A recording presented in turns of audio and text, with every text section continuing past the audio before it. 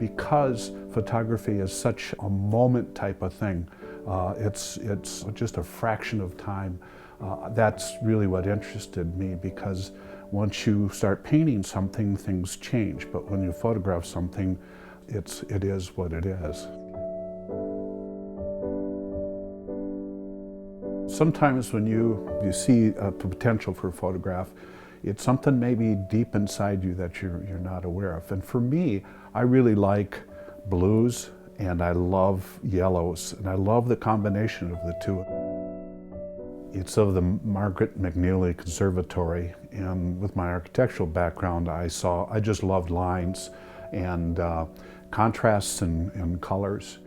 I really like impressionistic kind of work as well, so I saw the actual building and then the reflection in the water being a little bit more impressionistic, so a contrast.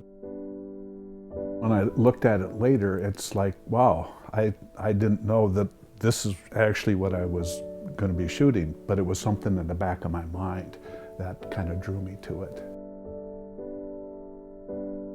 I started out in the 70s as a painter and gave it up to have kids, and started up with photography because my photos were so terrible of my children that I thought, I've got to do something about this.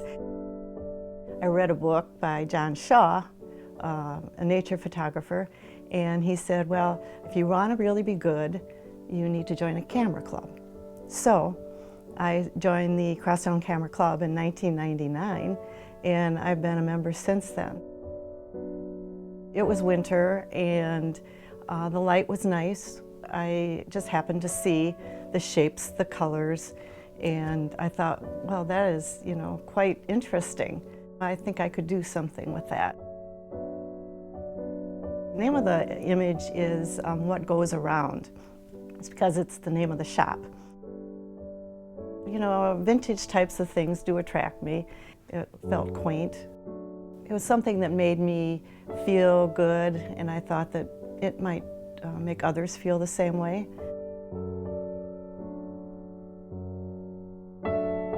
As a young kid, I had a Brownie camera. I'm sure most of the people my age who are still doing photography had one of those at one point in time.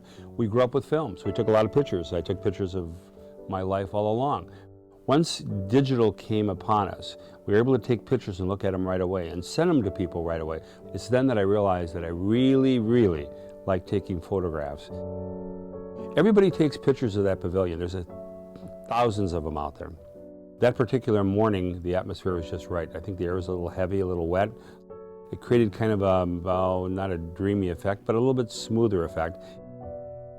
People have told me, well, you've got the two benches there, but nobody's sitting on them. Wouldn't it have been nice to have a woman in a red dress or a blue umbrella or something? No.